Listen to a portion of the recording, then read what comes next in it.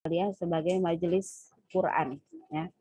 Jadikanlah rumah-rumah yang kita tempati ini sebagai majelis Quran agar apa? Ya, agar kenikmatan yang Allah janjikan kepada hambanya itu Allah turunkan kepada kita. Jangan sampai rumah kita itu kosong, hampa, tidak pernah terdengar, bahkan tidak pernah tersentuh oleh ayat-ayat Quran. Na'udzubillah. Ya tadi Allah sudah menjanjikan. Nah, dan janji Allah ini diaminkan oleh kekasihnya Rasulullah Shallallahu Alaihi Wasallam dalam hadisnya. Apakah hadisnya ini sahih? Coba Cindy Nabila tadi baca. Apakah hadisnya ini sahih?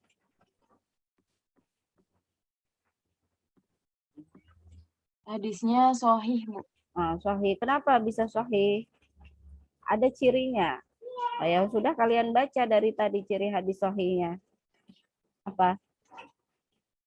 Yaitu hadis ini diriwayatkan katakan oleh Imam Muslim. Ya kan ada tulisannya hadis riwayat Imam Muslim. Artinya hadis ini sudah diteliti keabsahannya, kesohihannya dan dituliskan dalam kitab Muslim. Sebagaimana yang kita ketahui, kitab Muslim adalah salah satu kitab hadis yang sudah dinilai tingkat kesohihannya tinggi.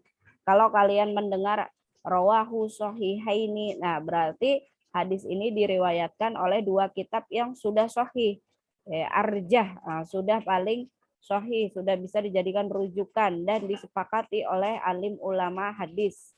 Ya. Apa kitab sohihaini itu? Yaitu kitab Bukhari dan Muslim.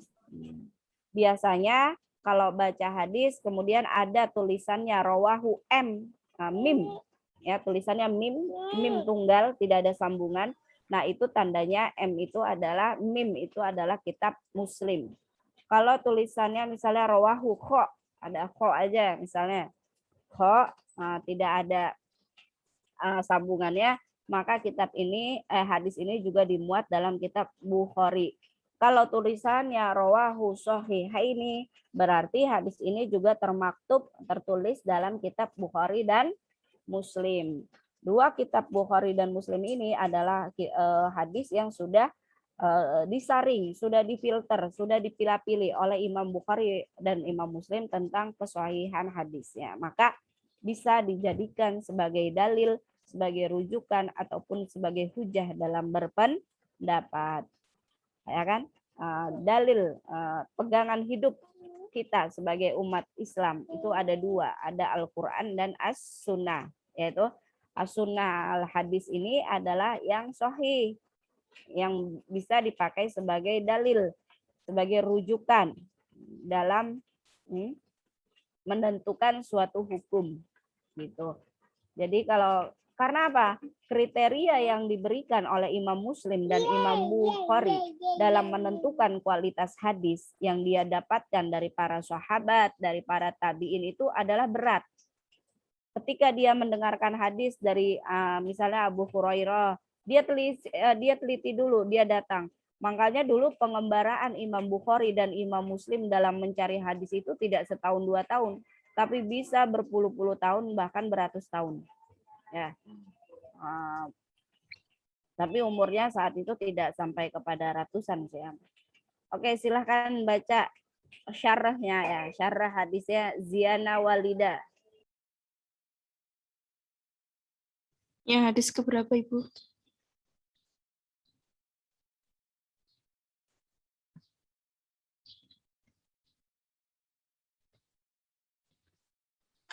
Hadis pertama ya, Kak? Hadis pertama. Oh, ya.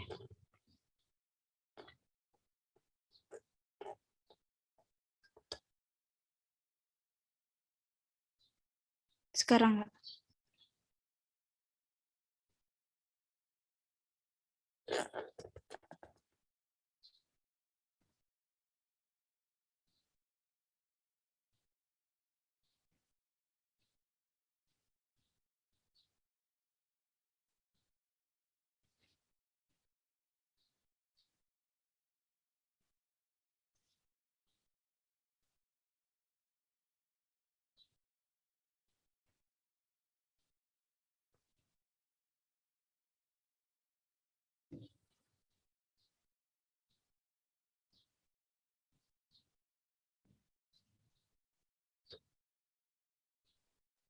Maaf Bu, masih mute itu Bu. Gimana Ziana, sudah dibaca? Iya Ibu, menunggu Ibu. Ya, benar ini. Jangan nunggu saya. Saya banyak iklan nih. Pokoknya jam pertama itu, aduh, jam yang paling busy buat emak-emak anak 3 ini. Karena apalagi suami saya kan juga jam pertama itu ngajar di pondok. Ya. Tapi nggak apa-apa. Silakan Ziana. Dari hadis yang pertama, yaitu anjuran membaca dan belajar Al-Quran di masjid. Hadis ini menunjukkan anjuran kuat untuk berkumpul di masjid dalam rangka membaca Al-Quran dan mempelajarinya, atau secara umum terkumpul dalam rangka majelis zikir, di mana Allah Subhanahu wa Ta'ala dan para malaikatnya sangat meridhoi semua itu. Dalam Imam An-Nawawi rahimahullah mengatakan, sesungguhnya berkumpulnya jamaah untuk membaca Al-Quran dalam perkara yang mustajab, yaitu sunnah. Dan kemudian cara tadarusnya bagaimana cara membacanya? Imam An-Nawawi rahimahullah dalam bab fi idarah fi Quran membaca, yaitu berkumpulnya jamaah sebagai mereka membaca 10 ayat atau 1 juz atau selain itu. Kemudian mereka berhenti dan dilanjutkan bacaannya oleh lainnya dengan melanjutkan ayat yang terakhir dibaca. Sudah Ibu.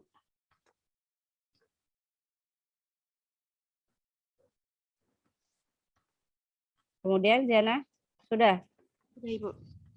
Jadi di situ syarahnya Ziana adalah ya tadi ya. Kemudian ada yang menulis tidak tentang sebabnya kenapa ayat ini turun, kenapa hadis ini turun. Ada yang menemukan. Atau ada yang papernya berbeda dari yang Ziana tulis syarahnya. Saya yakin pasti berbeda syarahnya, penjelasannya. Silahkan dibaca papernya punyanya Hamidah Nurah. Baca tentang syarah hadisnya. Iya, mohon izin Ibu dan teman-teman. Jadi kalau tadi kan memang banyak ya bahwasanya di sini itu dan tidaklah berkumpul sebuah kaum rumah di antara rumah-rumah Allah. Itu syarah hadisnya itu banyak yang mengatakan bahwasanya disunahkan atau dianjurkan untuk kita berkumpul di sebuah masjid atau perkumpulan yang paling baik adalah ketika kita berkumpul di masjid dan lain sebagainya. Cuma kalau secara umum dari syarah yang mungkin bisa kita pahami lebih mudah lagi, bahwasanya mungkin dari satu kalimah dulu ya, kan di sini disebutkan bahwasanya dan tidaklah berkumpul sebuah kaum di rumah di antara rumah-rumah Allah. Nah, kemudian mereka membaca kitab Allah dan mempelajarinya di antara mereka. Ini dapat disimpulkan bahwasanya dan tidaklah berkumpul sebuah kaum di rumah di antara rumah-rumah Allah, itu berarti bahwasanya perkumpulan yang terbaik juga adalah ketika muamalah tersebut atau perkumpulan tersebut ditujukan untuk kita menghadap kepada Allah. Itu yang pertama. Kemudian mereka membaca kitab Allah di rumah-rumah Allah gitu. Ini menegaskan juga bahwasanya tempat terbaik untuk kita berkumpul itu juga adalah majelis-majelis ilmu atau di dalam rumah Allah. Jadi dalam konteks ini ada dua maknanya. Yang pertama muamalah yang berimbas kepada ibadah. Jadi muamalah sebuah perkumpulan yang merujuk kepada pendekatan diri kepada Allah. Kemudian di sini juga ada wayatadarusunahu bainahum, dan mereka mempelajarinya di antara mereka. Jadi di sini teman-teman makna syarah hadisnya bukan hanya kita itu membaca, tapi wayatadarusunahu, kita juga mempelajari, mengkaji, menelaah.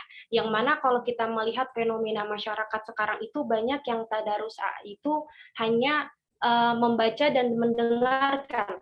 Tapi di sini yang dimaksudkan adalah bukan hanya membaca, ya, bukan hanya yatluna kitab Allah, tidak hanya sampai di situ, tetapi juga mempelajarinya, menelaah lebih dalam lagi bagaimana Al-Quran itu sendiri. Kemudian terakhir, kalau misalkan tadi kita bisa simpulkan antara ibadah dan muamalah, yang terakhir itu antara di antara baik kecuali akan turun atas mereka ketenangan, menyelimuti mereka rahmat, menaungi mereka malaikat-malaikat dan Allah akan menyebut-nyebutnya mereka di hadapan para malaikat. Ini bermakna sebuah fadilah dari ibadah dan muamalah tadi yang sudah dilakukan oleh orang-orang tersebut yang berkumpul dalam suatu majelis. Itu saja mungkin Bu. Terima kasih. Hamidah. Saya mau syarahnya lagi Fauziah Mulyaningsih. Silahkan dibaca papernya Fauziah. Tadi banyak ya yang sudah disampaikan oleh Hamidah ya, bahkan secara rinci ya. Jadi hadis ini kan di sini artinya dan tidaklah berkumpul sebuah kaum di rumah di antara rumah-rumah Allah. Nah, yang dimaksud yang diterangkan keutamaan khususnya adalah seperti madrasah-madrasah dan pondok pesantren yang memiliki berbagai kemuliaan. Setiap kemuliaan itu jadinya ia memiliki derajat sangat tinggi sehingga jika seseorang menghabiskan umurnya untuk mendapatkan suatu kemuliaan saja, itu pun masih murah dan sangat banyak nikmat yang kita dapatkan kalau kita betul-betul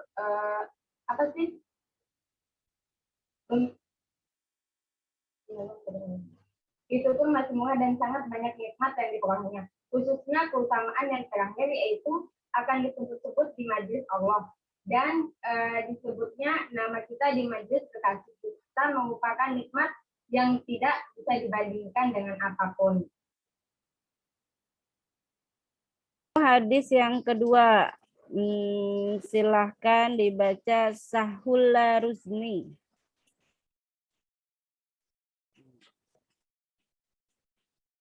Baca Sahula.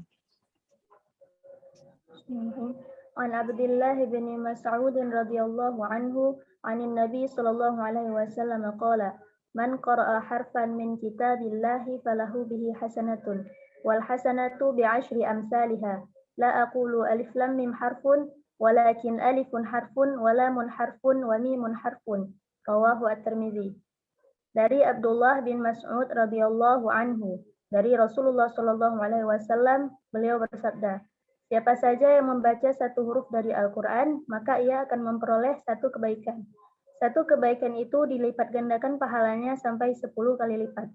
Saya tidak mengatakan alif lam mim itu sebagai satu huruf, akan tetapi alif satu huruf, lam satu huruf, dan mim satu huruf.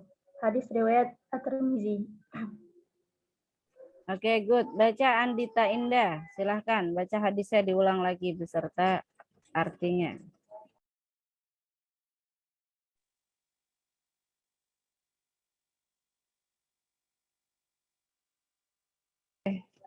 Andita Indah, silahkan dibaca hadis dan artinya Andita.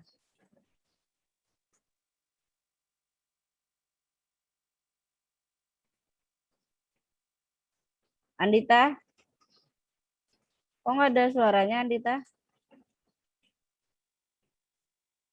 Kedengeran nggak? Enggak tuh, temennya yang lain nggak denger juga Andita.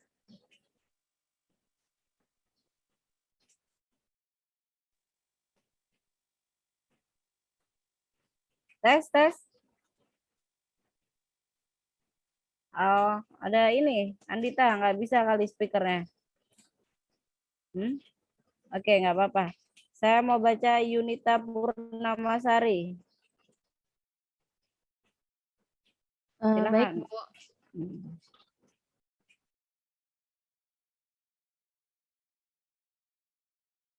Hadis yang kedua, artinya beserta artinya.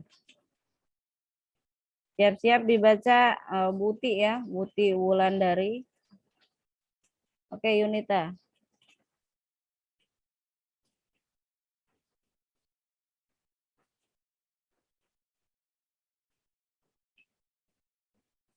Yunita masih di unmute.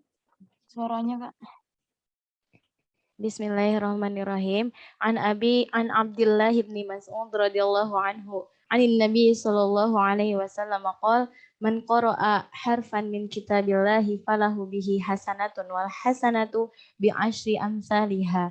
La aqulu alif lam harfun walakin alifun harfun wa lamun harfun wa mimun harfun. Rawahu siapa ini? Rawahu Tirmizi. Yang Oke. artinya Abdullah bin Mas'ud radhiyallahu anhu berkata Rasulullah shallallahu alaihi wasallam bersabda, siapa yang membaca satu huruf dari Al-Qur'an, maka baginya satu kebaikan dengan bacaan tersebut. Satu kebaikan dilipatkan menjadi 10 kebaikan semisalnya. Dan aku tidak mengatakan alif lam satu huruf, akan tetapi alif lam satu huruf, mim satu huruf. Terus rawahu Tirmizi. Oke, good. Nah, ini Masya Allah, ini kenikmatan lain yang Allah janjikan kepada kalian nih, salah satu mahasiswa ya, sebagai bagian dari yang Allah sebut kenikmatan. Jadi semangat ya, semangat, jangan jadikan bebannya berat dalam menghafalkan kewajiban-kewajiban di perkuliahan ya. Karena apa? Allah sudah siapkan janjinya tanpa disadari. Kenapa hadis ini bisa kita gunakan? Karena hadis ini sahih. Dari mana ya? Dari periwayatannya.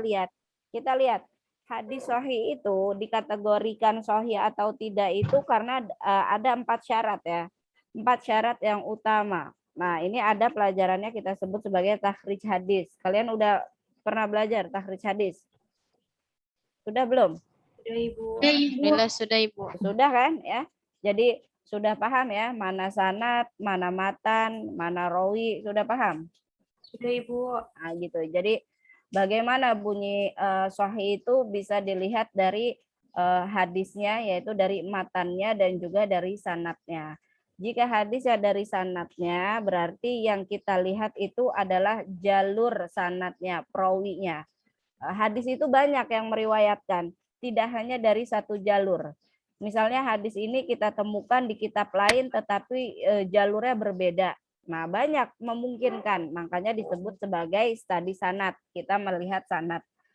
Berbicara tentang sanad, maka kita berbicara tentang rawi, perawi yang membawakan hadis sampai kepada kita daripada Rasulullah. Ya kan? Karena terakhir endingnya adalah Rasulullah. Apa syarat hadis sahih?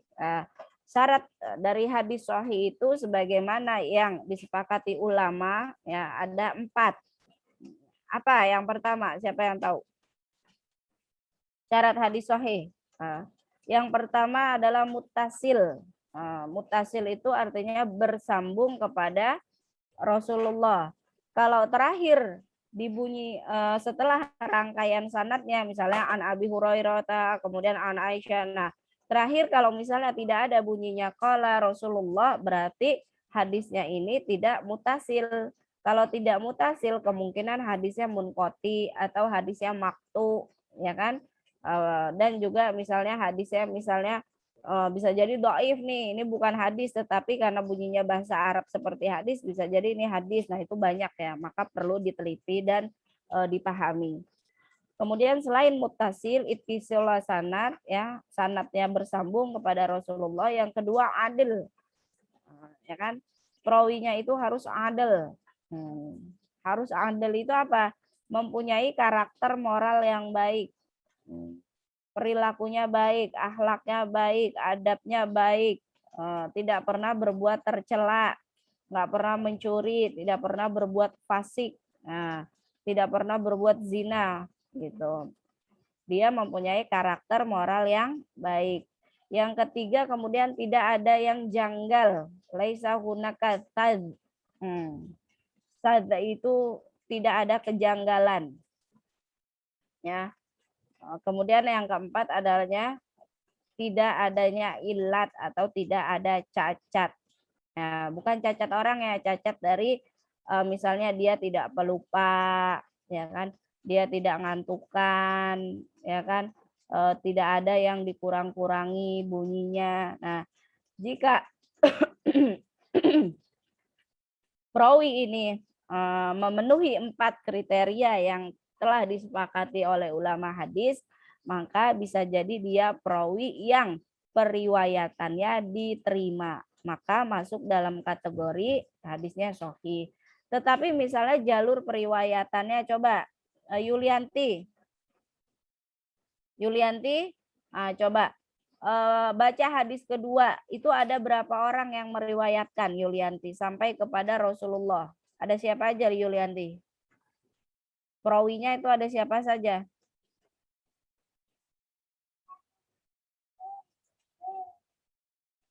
Yulianti, kamu bengong? Ada siapa saja yang meriwayatkan hadisnya itu di hadis yang kedua? Mohon maaf Ibu, saya sudah mencari, tapi yang saya temukan hanya sepenggal ini saja Bu, jadi tidak ada yang dari sanad yang dari awalnya itu Bu. Kan sudah saya fotokan. Oh, yang di sini aja. Ya, yang kedua yang sudah saya fotokan di grup hadisnya. Iya, dari Abdullah bin Mas'ud. Terus siapa aja? An. Abdullah bin Mas'ud satu, kemudian Kalau di sini enggak lengkap Bu, jadi cuma Abdullah bin Mas'ud radhiyallahu an. Langsung anin Nabi. oh, langsung anin Nabi. Ada yang sebelumnya? Ketemu nggak? Coba Hamidah Nurah. Oke, Hamidah Nurah baca rangkaian sanadnya yang kedua, Hamidah. Saya belum ketemu juga, Ibu. Iya. Oke. Winda ketemu Ibu. Oke, Winda baca Anda. Ya, Ibu.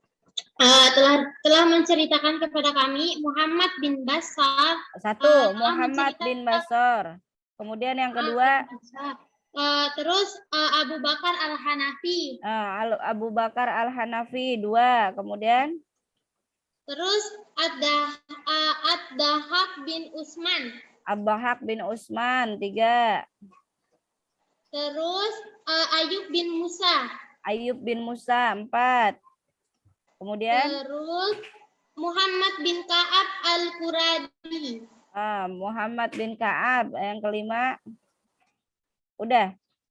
Habis itu Abdullah bin Mas'ud, terus Rasulullah Ibu. Terus Rasulullah. Nah, berarti rangkaian sanadnya ini ada yang menuliskan rangkaiannya itu jalurnya lengkap ya, 5 orang. Nah, maka 5 orang inilah yang diteliti. Apakah kelima orang ini memenuhi kriteria dari yang mutasil sanad, kemudian adil, dobit, ya, mempunyai ingatan yang kuat, ya, ingatannya kuat, artinya dia tidak lupaan, ya, cerdas, ya, orangnya itu cerdas, mempunyai kekuatan yang tinggi dalam ingatan, kayak Imam Bukhari itu dan Imam At-Tirmizi, Imam An-Nasa'i itu terkenal orang yang dobit, ya, orang yang mempunyai kekuatan dalam menghafal. Nah, itulah karena itu periwayatan dari beliau-beliau imam inilah diterima. Kemudian selain itu apakah mereka orangnya fasik atau tidak, ya? Kemudian adil, ya, tidak ada cacat, tidak ada syad ataupun ilat. Nah, kemudian kalau setelah diteliti ternyata orang-orang ini perawinya di sini memenuhi kriteria sahih dalam sebuah hadis, maka Imam Bukhari memberikan tanda sahih. Jadi setiap Imam Bukhari menerima hadis, ya, beliau itu melihat, berkelana, dapat dari imam ini pergi lagi mencari tahu siapa orang yang ada dalam rangkaian sanad hadis ini. Halo? Iya, Ibu. Oke. Mereka cari tahu, kemudian berkelana lagi. Karena itu banyak hadis-hadis yang diriwayatkan oleh Imam Bukhari itu juga ditulis oleh imam lain, ya, karena apa? Karena sudah percaya terhadap kualitas, ya, dari kinerja bagaimana cara Imam Bukhari memilah dan memilih sebuah hadis yang akan dituliskan dalam kitabnya, yaitu kitab Sahih Bukhari. Kurang lebih itu ada 6 jilid, ya, kalau misalnya pakainya yang jilidan itu. kitab Imam Bukhari ini atau kitab Imam Muslim ini adalah termasuk dalam kitab apa? Al-Jawami, ya. Apa itu kitab Al-Jawami atau kitab Jami? Coba, ada yang tahu nggak? Wirda. Halo? Halo Ibu. Wirda tahu nggak? Apa sih kitab Al-Jawami atau kitab Jami? Nah, Imam Muslim ini adalah salah satu kitab Al-Jawami kategorinya, kitab Jami. Adalah pernah dengar? Adalah kitab yang isinya itu terdiri dari berbagai macam bab. Jadi campuran. Ada bab fikihnya, ada bab akidahnya, ada bab hukumnya, ya kan? Ada bab muamalahnya. Nah, jadi kitab Jawami, kitab Muslim yang kita baca ini salah satu hadisnya adalah kitab yang disusun berdasarkan bab. Jadi penulisan atau penyusunan kitab hadis itu banyak ya, ada yang berdasarkan bab, ada yang berdasarkan nama sahabat, abjad ya, semua Abu Bakar ya kan, Amr, kemudian ada lagi Abi Hurairah misalnya. Nah, itu semuanya dari A, ada yang penulisannya seperti itu. Kemudian ada juga kitab yang ditulis berdasarkan nama selain nama sahabat dari nama tabiin juga. Itu juga banyak. Nah, kemudian yang sedang kita baca ini adalah salah satu hadis yang tertulis dalam kitab Muslim. Paham sampai sini ya? Nah, jadi hadisnya ini insya Allah sahih, maka bisa kalian jadikan sebagai support, bisa kalian jadikan ini sebagai dalil, sebagai bentuk penyemangat kalian dalam menghafalkan Al-Quran. Ya. Bayangkan Allah menjanjikan satu huruf, harfan faharfan, harfan wahidan, enggak keseluruhan. Al-Fatihah aja ada berapa huruf? Nah kan, apalagi kalau kalian ada yang ngambil target 20 juz, 5 juz. Nah, sudah berapa kenikmatan pahala yang Allah janjikan untuk kalian. Mungkin tidak dibalas dalam bentuk sesuatu yang kalian inginkan. Misalnya tidak dalam bentuk materi. Ya, wah satu huruf saya dapat 10.000 dari Allah. 2 huruf dapat 20.000. Tidak, mungkin tidak dalam bentuk seperti itu.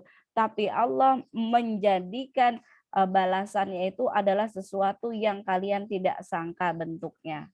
Gitu Hamidah Nurah, ya, Sahula. Apa? Ini bukti nyata. Bukti nyata secara tidak langsung Allah akan membalasnya langsung. Nah, meskipun tidak kalian sadari.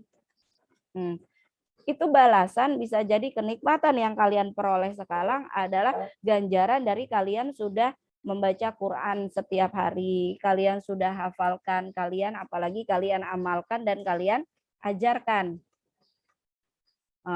Saya dapat cerita nyata dari suami ya, karena suami saya alhamdulillah hafiz ya, melalui jalur sanadnya Kiai Mufid Pandanaran Jogja.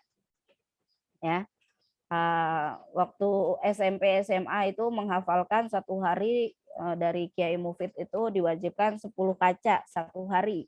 Kan berat ya. Tetapi Kiai Mufid itu selalu memberikan semangat. Ya Ali, jangan jadikan ini berat. Besok Allah akan membalas dengan kenikmatan dan kemurahannya. Ternyata betul ya. Sekarang segala macam kemudahan suami saya belajar ya. Belajar apapun mudah, katanya gampang banget, nggak ada sulit-sulitnya menurutnya, ya kan?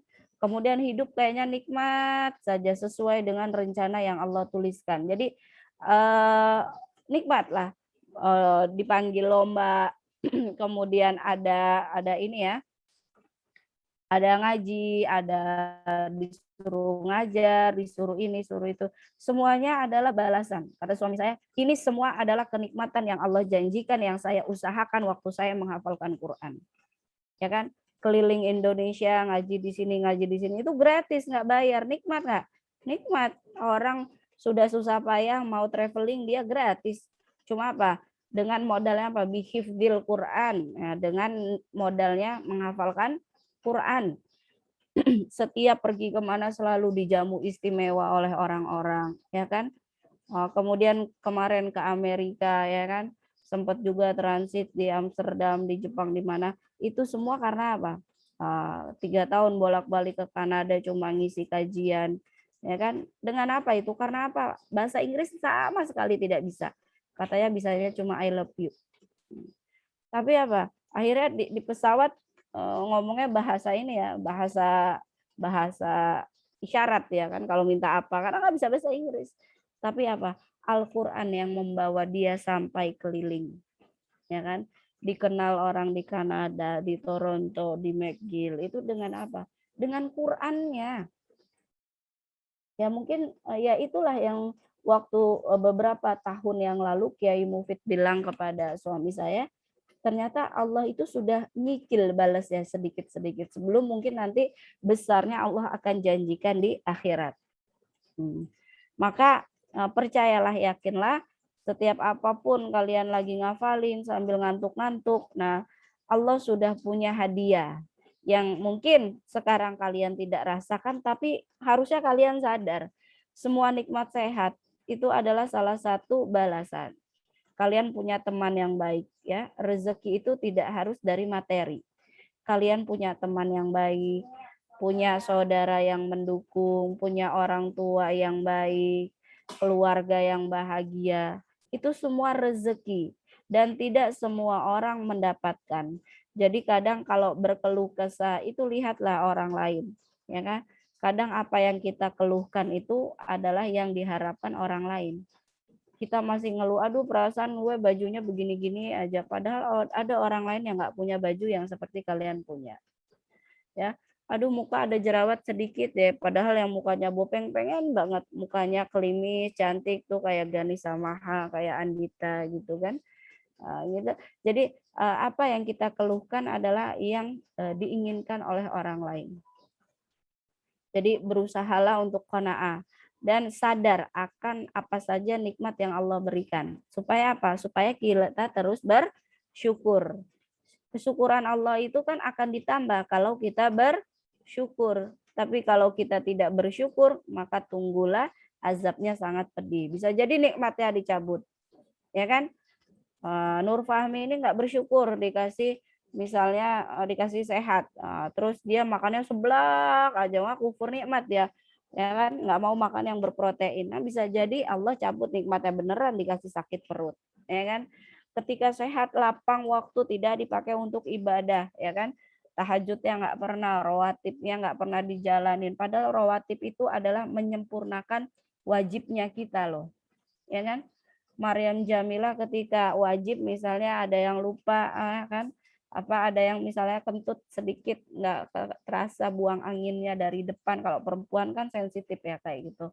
Nah ketika rawatib ditempel dengan rawatib, nah itu sebagai penyempurna ibadah wajib. Nah maka jangan males untuk melaksanakan sholat qobliyah dan ba'diyahnya, jangan ditinggal. Jangankan ba'diyah qobliyah Bu, selesai salam aja Allahumma lantas jalan, ya kan, boro-boro mau wirid. Mulai dari sekarang diriyadhohin. Kadang gini ya, saya sedikit ingat guru saya itu pernah bilang, ilmu itu akan bermanfaat dan semakin wangi meskipun sedikit yang kita punya, asalkan riyadhohnya itu kencang. Riyadhohnya itu dari apa? Ya dari ibadah, ya, bukan riyadhah, tirakat lah, tirakat bahasanya, ya, prihatin. Kita hati-hati terhadap apa yang kita makan, yang kita minum. Tujuannya apa? Agar Allah ridho dengan ilmu kita. Nggak mau kita makan minum dari barang yang subhat, dari yang haram, ya kan, apalagi yang haram, ya kan. Kemudian apa? Ibadahnya kita jaga, wiridnya kita kencengin. Wirid itu sedikit asalkan istiqomah, ya, jauh lebih baik dibandingkan wiridnya panjang, banyak, tapi cuma sekali-kali. Seminggu sekali, 2 minggu sekali, ya kan. Wiridnya sederhana saja, misalnya. Tetapi kalian istiqomah, nah insya Allah itu jauh lebih baik. Nah, karena Allah suka dengan sesuatu yang mustaqiman, yang istiqomah. Gitu ya. Jadi ilmu yang kita punyai meskipun sedikit akan wangi kalau riyadhahnya itu kencang. Gitu ya, Sahula? Halo? Ya, Ibu. Ini gambarnya kalian nggak gerak, saya takutnya terlepas nih, mungkin wifi-nya ya. Tapi kalian ada terus kan ya, dengar dari tadi ya? Dengar, Bu. Dengar, Ibu. Oke, jadi mulai dari sekarang sama-sama saya juga, kalian juga, kita semakin memperbaiki kualitas iman kita. Orang sekarang digaungkan dengan kualitas imun. Ya, ayo imunnya diperbaiki tanpa melihat kualitas iman. Jadi orang lebih takut mati daripada takut meninggalkan ibadah. Ya enggak? Orang lebih takut sekarang dengan virus daripada dengan Tuhannya, dengan kiamatnya. Sekarang virus digembar-gemborin sana sini, padahal apa? Azab Allah itu jauh lebih pedih daripada kesakitan virus itu. Jadi kitalah para orang-orang nih, apalagi kalian ummahat ya, calon ibu-ibu yang akan mengandung generasi penerus bangsa. Jadilah ummahat yang imannya bagus, imunnya bagus, yang punya kualitas ya. Jangan sekedar memperbanyak kuantitas anak tapi tidak berkualitas anaknya. Bagaimana cara mendapatkan anak yang berkualitas? Jadilah kalian ibu yang berkualitas. Jangan mengharapkan anaknya baik, punya kualitas yang baik, kalau kalian juga seorang ibunya nanti tidak berkualitas. Belajar ngantuk, tugas nggak dikerjain, nawar mulu kayak di pasar, ya kan? Dosennya, gurunya, kiainya nerangin tidur, asik main chat, ya kan? Itu jangan sampai. Maka jika ingin kita mendapatkan generasi dari rahim kita yang berkualitas, jadilah kalian ibu yang berkualitas. Karena Allah akan percaya menitipkan anak yang soleh-soleha kepada ibu yang baik. Gitu. Begitu juga dengan pasangan hidup. Jangan mengharapkan lelaki yang Masya Allah kalian impikan ternyata tidak memenuhi standarnya. Karena apa? Karena laki-laki yang berkualitas pastinya akan memilih wanita yang berkualitas juga. Maka jadikanlah diri kalian ini mahal. Supaya yang mendekati ini juga orang-orang yang mahal. Gitu ya, Anisatul Afifah. Nah, si Muhammad ya yang dari Madinah ya Afifah, kalau mau deketin kamu itu pasti dia mikir, wah saya hafalannya belum mantep nih 30 juz, sementara Afifah, Anisatul Afifah ini luar biasa hafalannya di IG. Mikir dia 1000 kali ya kan, apalagi solekah, wah saya kalau mau deketin solekah ini kualitas keilmuan saya harus lebih matang dari solekah ini. Wah, luar biasa. Karena apa? Melihat pribadi kita adalah pribadi yang mempunyai nilai jual tinggi, kan? Meskipun kita bukan barang dagangan, ya kan?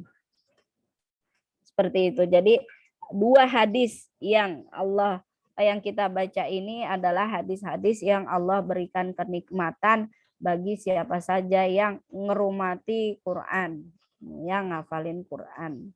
Hadisnya tadi sudah kita tahu keutamaannya, fadailnya banyak ya, fadilahnya banyak seperti yang tadi dibaca teman-teman ya.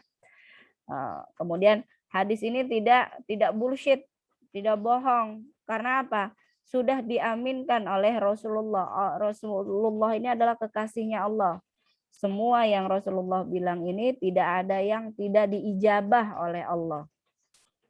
Semuanya Allah ijabah, ya kan? Makanya ketika kita bersholawat, memohonkan syafaat kepada Rasulullah, tujuannya adalah salah satunya supaya Rasulullah menarik kita di hari akhir besok, supaya membantu kita agar keluar dari siksanya Allah.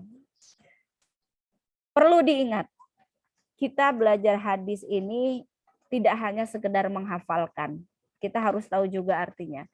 Dan ada kenikmatan lain yang kita dapatkan. Kiai saya Ali Mustafa Yakub itu bilang, ada 2 kenikmatan orang-orang yang belajar hadis seperti kita saat ini. Apa? 1, kita selalu bersolawat kepada Rasulullah. ketika disebutkan an Abi Hurairah anin Nabi Shallallahu Alaihi Wasallam, maka yang mendengarkan menjawab dengan sholawat. Ya kan? Ketika saya bilang qala Rasulullah Shallallahu Alaihi Wasallam, maka kalian yang mendengarkan bersolawat. Allahumma sholli ala sayyidina Muhammad. Allahumma sholli alaihi. Ya kan? Sholawat enggak? Sholawat. 1. Allah janjikan siapa yang sering bersolawat, maka apa? Akan mendapatkan syafaat.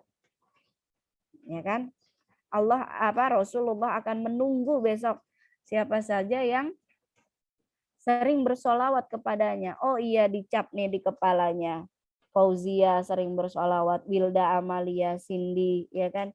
Ziana Adisia Hanifah sering bersolawat. Maka Rasulullah akan kenal, hafal dengan umatnya yang sering bersolawat. Mone, Siti Rialin, ya kan? Sering bersolawat. Karena kita sering mengucapkan hadis ketika belajar.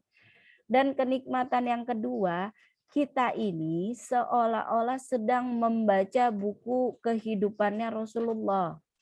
Kita sedang membaca buku diarinya Rasulullah. Padahal kita tidak sezaman dengan beliau. Kita tidak pernah mulazamah, kita tidak pernah bertemu dengan beliau. Tapi tahu dari mana kita kalau beliau pernah mengucapkan ini ketika berada di masjid saat itu di serambi masjid. Karena dari hadis yang kita baca. Ya enggak? Nah, maka ketika kita belajar hadis, kita tahu bagaimana kehidupan Rasulullah saat itu bersama para sahabat, bersama para istrinya. Nikmat enggak? Nikmat. Kita nggak tahu tentang Rasulullah, tapi kita tahu. Sementara Rasulullah itu harus dan selalu ada dalam hati kita. Kita tahu bagaimana Rasulullah itu makan, ya kan, dengan tangan kanan, ya. Kita tahu bagaimana Rasulullah sholat, bagaimana Rasulullah bermuamalah dengan sahabat, bagaimana Rasulullah menghadapi kaum kafir Quraisy, bagaimana Rasulullah itu bersama istri-istrinya. Kita tahu semua kehidupannya ketika apa? Ketika membaca hadis. Jadi ada kenikmatan kita belajar hadis ini. Selalu bersolawat ketika mendengar hadis yang berbunyi qala Rasulullah anin Nabi Shallallahu Alaihi Wasallam. Nah, maka kita bersolawat kepadanya. Dan yang kedua tadi, kita membaca seolah-olah kita ada dalam kehidupan Rasulullah. Seolah-olah kita sedang tahu Rasulullah itu ngapain. Indah, nikmat. Daripada drakoran aja, ya kan? Siti Rialin nih hobinya drakoran aja, ya kan? Siapa?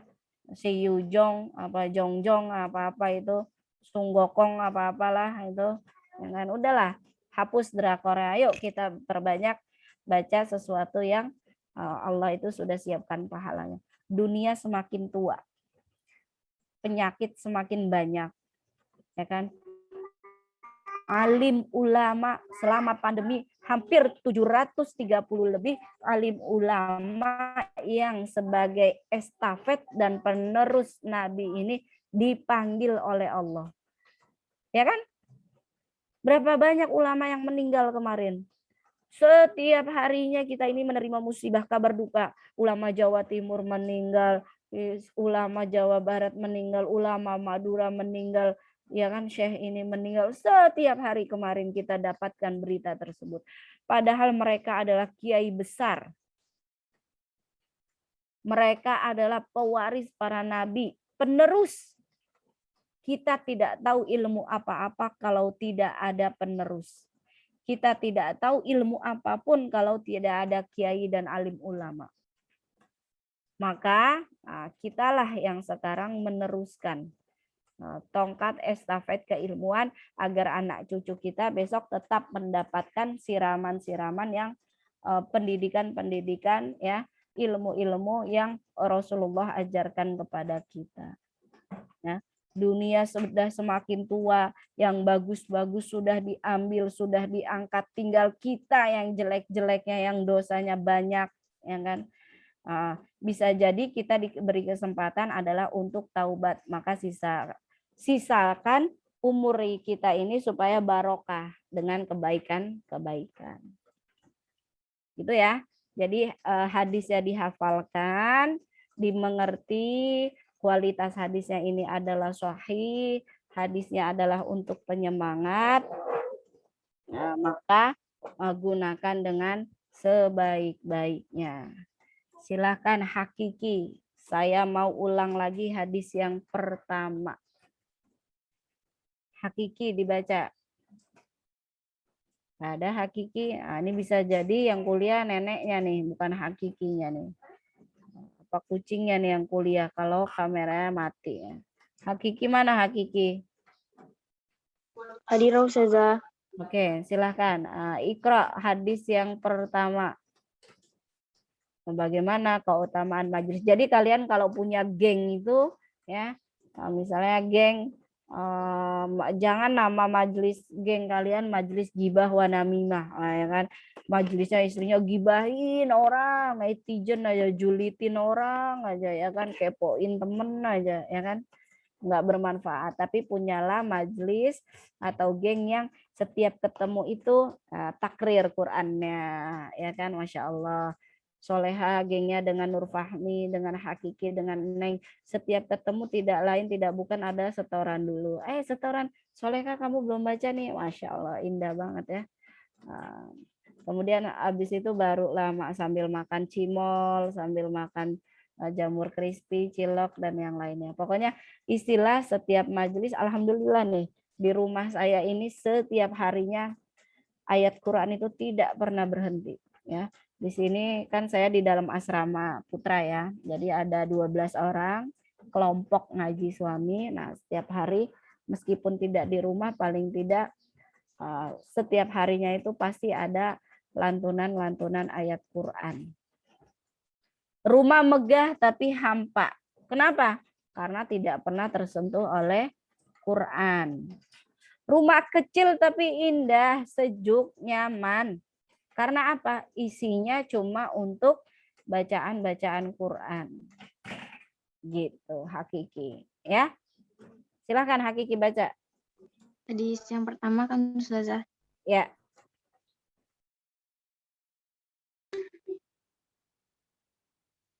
Hadis pertama, an Abi Hurairah radhiyallahu qala Rasulullah sallallahu alaihi wasallam, wa majtama'a qaumun fi baitin min buyutillahi yatluna kitaballah wa yatadarusunahu bainahum illa nazalat alaihimus sakinah wa ghasyiyatuhumur rahmah wa khafathumul malaikah wa zakarahumullahu fiman indah.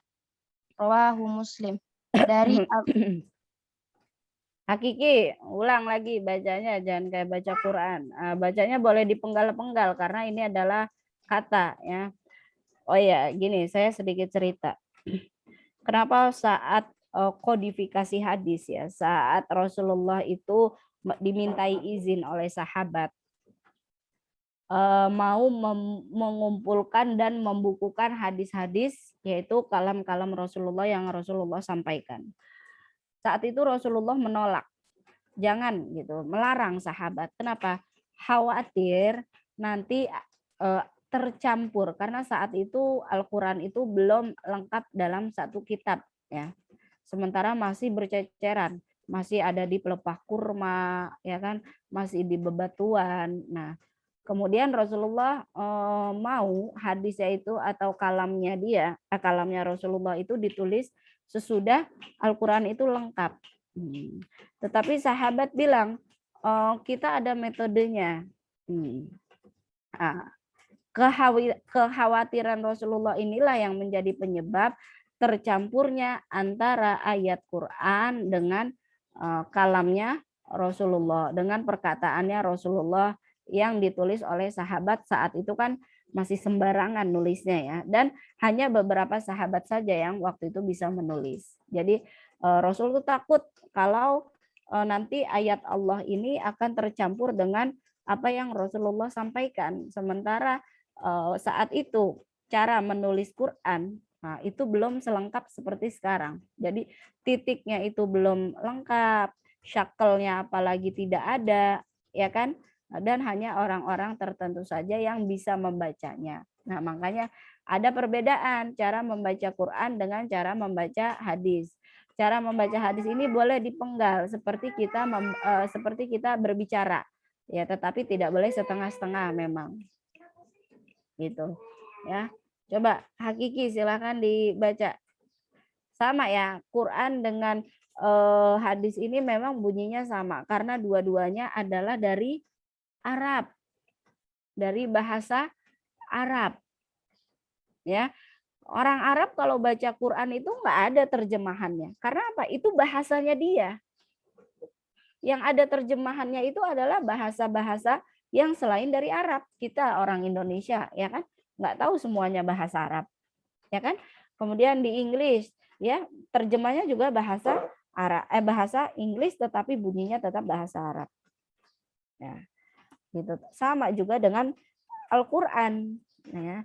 Bedanya kalau Allah itu, ya kan, langsung ya ayuhan nas, langsung manggilnya ayuhalladzina. Kalau Rasulullah kan selalu permulaan hadisnya dibilang qala Rasulullah agar membedakan kalau ini adalah kata-katanya dari Rasulullah atau anin nabi, dari nabi. Hadasani Rasulullah, diceritakan kepadaku dari Rasulullah, gitu. Jadi redaksi bunyi hadisnya itu banyak. Ada yang qala Rasulullah, ada yang anin nabi, ada yang hadasani. Itu ada yang an, qala, atau hadasani, hadasana, itu namanya redaksi hadis. Redaksi itu artinya yang membacakan. Darinya, katanya, diceritakan kepadaku Rasulullah seperti ini. Nah, itu namanya redaksi hadis. Kalau Allah Ta'ala ada juga kan hadis qudsi. Nah, hadis qudsi adalah hadis yang dari perkataannya Allah. Yang menerima siapa? Cuma Nabi Muhammad. Makanya redaksinya bukan qala Rasulullah, tapi qala Allah Ta'ala fi kitabihil karim. Nah, gitu. Oke, Hakiki silahkan dibaca. Hakiki sudah ya. Sorry, maaf. Neng Rahma. Neng Rahma baca lagi hadis yang kedua. Baik, Bu.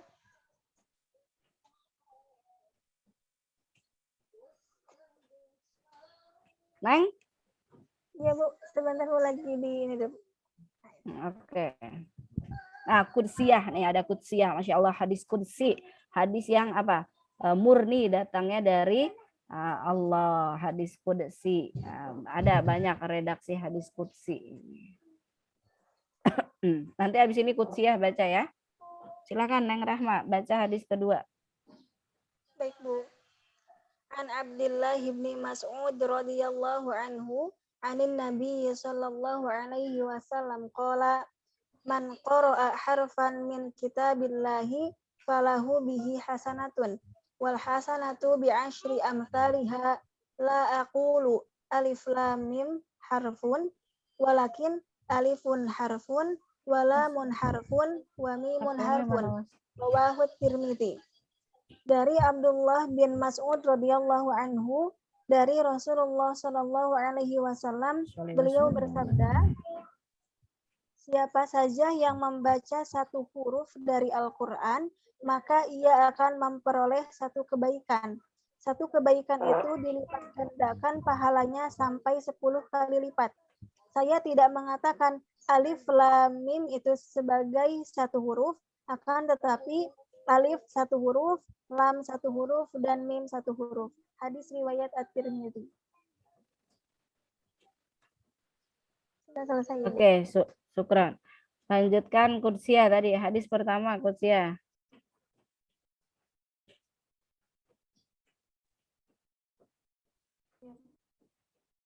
Hadis pertama, keutamaan majelis tadarus. An Abi Hurairah qala. Kudsiyah? Kudsiyah suaranya kurang keras. Kudsiyah? Kedengaran enggak, Bu? Coba suaranya dikencengin lagi. An Abi Nah, gitu. Qala Rasulullah sallallahu alaihi wasallam wa majtama'a qaumun fi baitin min buyutillahi yatluna kitaballahi wa yatadarasunahu bainahum illa nazalat alaihimus sakinah wa ghashiyatuhumur rahmah wa haffathumul malaikah wa dzakarahumullahu fi man 'indahu rawahul Muslim. Dari Abu Hurairah radhiyallahu anhu berkata, Rasulullah Shallallahu alaihi wasallam bersabda, dan tidaklah berkumpul sebuah kaum di antara rumah-rumah Allah, mereka membaca kitab Allah dan mempelajarinya di antara mereka, kecuali akan turun atas mereka ketenangan, akan menyelimuti mereka rahmat, menaungi mereka malaikat-malaikat, dan Allah akan menyebut mereka di hadapan para malaikat yang ada di sisinya. Hadis riwayat Muslim. Oke, good. Saya mau tanya ya, dengan model kuliah seperti ini, kalian kan pertama kali ya, ada paper, saya suruh baca, kemudian dijelaskan, kemudian saya tambah dengan metode ceramah atau penjelasan seperti ini. Kemudian ada hadis yang kita hafal. Menurut kalian ada yang kurang atau buku kayaknya kurang efisien ya cara belajar kayak gini gitu? Gimana menurut kalian? Ada masukan, ada tambahan mumpung di awal sehingga nanti akan diperbaiki jika kalian merasa kurang ya. Sebenarnya kalau dalam diktat ya, dalam silabus itu kalian menghafalkan 6 hadis.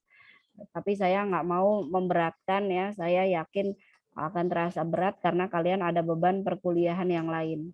Mungkin kalau di kelas Ibu Ifati atau di kelas Pak Sofian yang lain mungkin hafalannya 6 hadis. Tapi kalau saya punya pertimbangan lain dan itu hak ya, hak setiap dosen dalam mempertimbangkan sesuatu dalam model pengajarannya.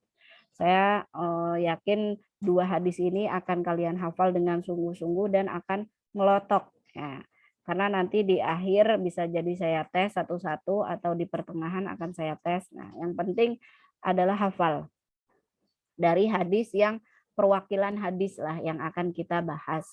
Karena kalian ada beban hafalan Quran, ada beban tugas makalah yang lain. Jadi saya mencoba meringankan tetapi tetap memaksimalkan dengan cara kalian hafal benar-benar, karena itu adalah cara saya dengan membuat paper supaya kalian baca berulang-ulang selama perkuliahan dengan saya seperti ini. Karena menurut saya itu kalian hafal misalnya 1 kali pertemuan 6 hadis tetapi nggak paham, nah itu sama aja.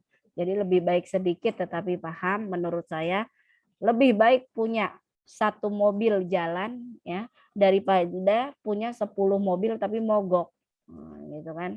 Punya mobil 10 tapi mogok semua, nggak bisa dipakai.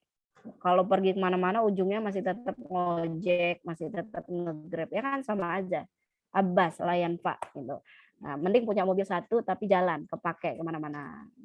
Gitu ya, Saila. Jadi tolong dipahami kenapa ada perbedaan misalnya dari kelas yang lain tentang cara mengajar saya, metode belajar saya, itu adalah hak saya bagaimana saya ingin membuat pembelajaran terhadap mahasiswa yang saya ampu. Jadi tolong jangan disamakan juga antara dosen satu dengan yang dosen yang lain. Saya biasanya kalau semester awal model saya adalah dengan paper, tujuannya agar terbiasa membaca, terbiasa bertanggung jawab terhadap tugas. Untuk semester 7 kalau saya yang ngajar, saya semester ini juga ngajar semester 7 3 kelas ya. Itu modelnya sudah makalah. Karena saya mau melihat bagaimana cara menulis makalah mereka untuk persiapan mereka menulis skripsi. Gitu. Jadi tidak semuanya sama. Baik teman-teman, kalau sudah paham, sudah baca, sudah sedikit saya tambahkan juga pengetahuan lain tentang seputar hadis, semoga bermanfaat. Saya juga yakin kalian sudah baca semua ya. Kalau ada masalah dalam perkuliahan silahkan dikomunikasikan, jangan ditahan sendiri, nanti semakin memperbanyak jerawatnya, ya kan? Jangan ditahan, semuanya dibicarakan kalau ada masalah.